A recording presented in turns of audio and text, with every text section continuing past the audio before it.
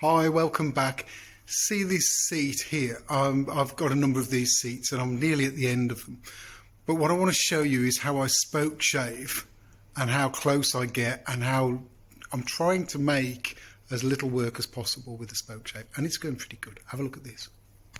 I've just put this one down because I've just finished it, and the tops and bottoms of these are marks so that we can see what's going on. But I want to show you just how good this, how can I show you? I suppose a shiny surface helps. So the reflection on this edge here, oh there you go. So it's cutting beautifully. Oh there you go. You wouldn't be able to see the grain as beautiful as that if it wasn't sharp. So let me show you what I'm doing. First of all, let me show you the spoke shave I'm using. This is a little bit of a hybrid. This is an old record I picked up years ago, and I did this when I was 18 or 17 or 16 even, I don't know.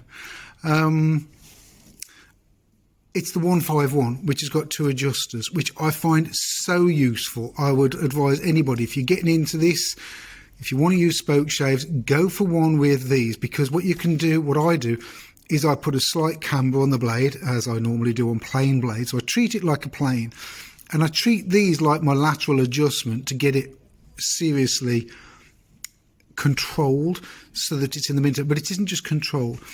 These slots here in the nuts can stop the blade going back as you're almost abusing it, pushing it over this edge, and it's rattling down this edge, which is usually bandsawn or whatever. So it's going all the way down here and rattling its little head off, and you can't expect the screw to do all of that. So really, what I'm trying to show you is there's a slight gap.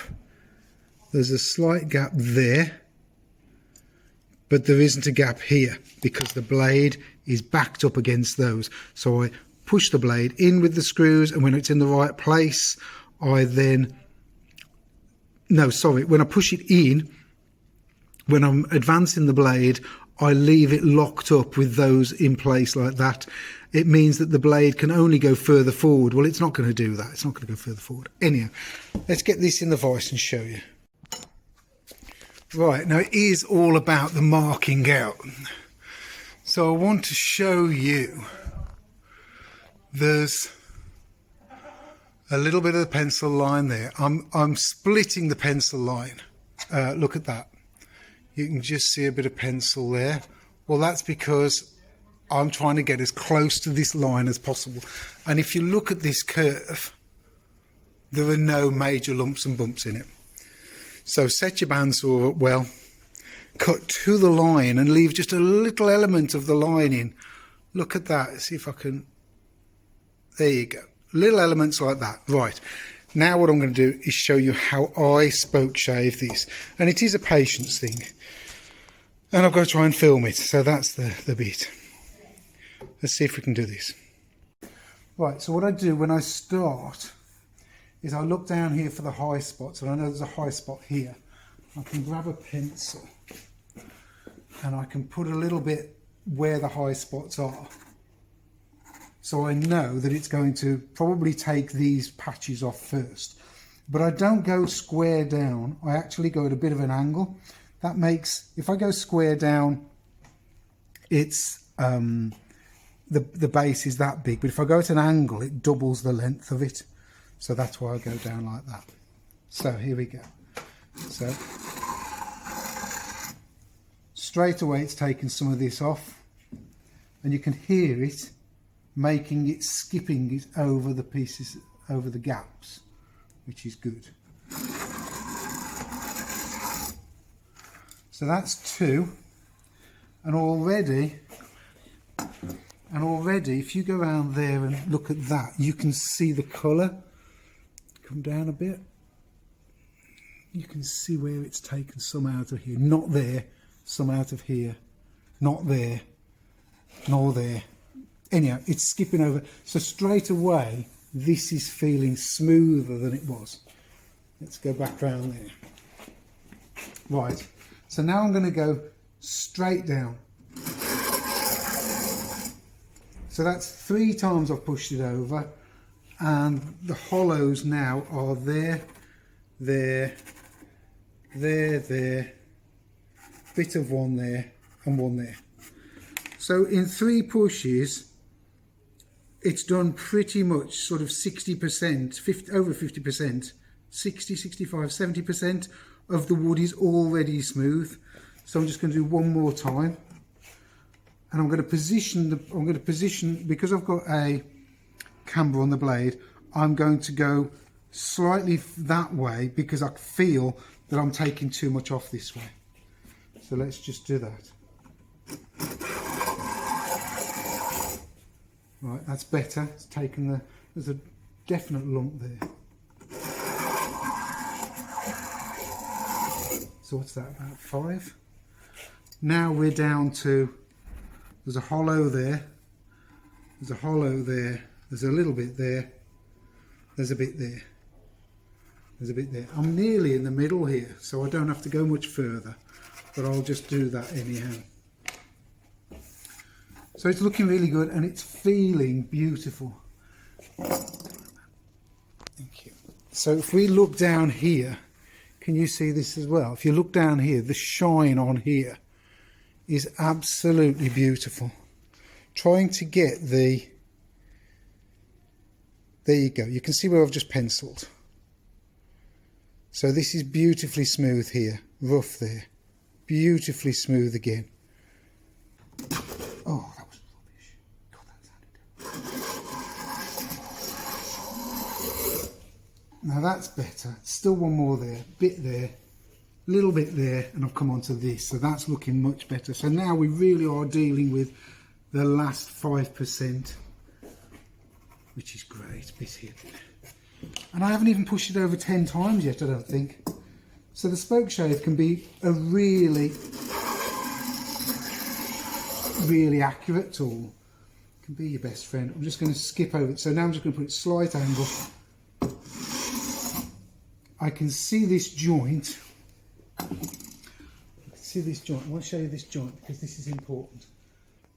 So I just want to draw attention to this. This, because I know these edges of the planks are square, look at that line going at an angle. And if I put a square on there, you can see I've taken too little off this side and too much off that side. So let's just do that. It will help correct that.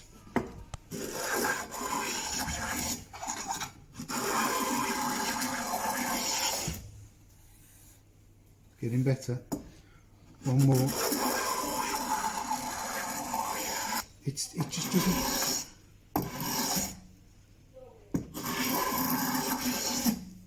Nearly there. It's nearly square. That's as square as I'm going to do it. So that's that bit, which is pretty good. What's that there? Oh, it's in the wood, it's the grain. Oh, beautiful. Okay. I wondered what this little dotty line was down here, but there's something. Right. Now from this side, same again. Let's put a pencil mark all over it so that we can see what's going on. This is the problem. This is the problem with it. Which you could, if you wanted to, when you start, you could just chisel that sort of step that the bandsaw leaves. You could chisel that off, which makes the start easier. Right, at an angle again. 1. How many times do I do it in? I'm going to try and do it under 10. 1, 2. I'm going to go the other way. 3.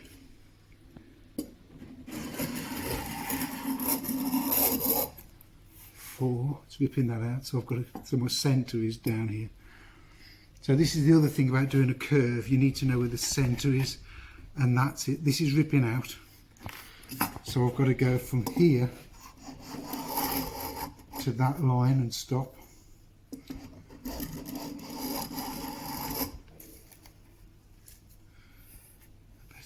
Is that better? I'm going and come back further.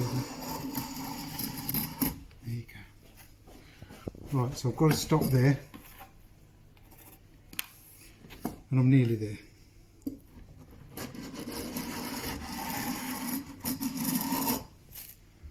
And I can stop like that. I'll show you how I get rid of that in a sec. So now we're down to a bit there, there's a little bit there, a little bit there. So I don't think that's 10 pushes.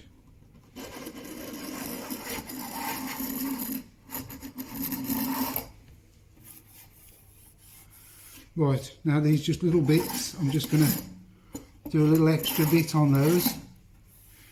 Right. My next one is a card scraper, and this will smooth it down, tidy it up, just take the last couple of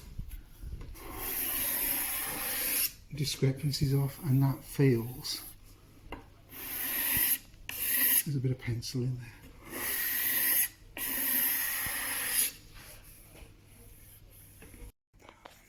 Right, that feels absolutely lovely. Don't look at the state of my fingers. That I'm pleased with that. So that's all it takes. And if you look at the grain,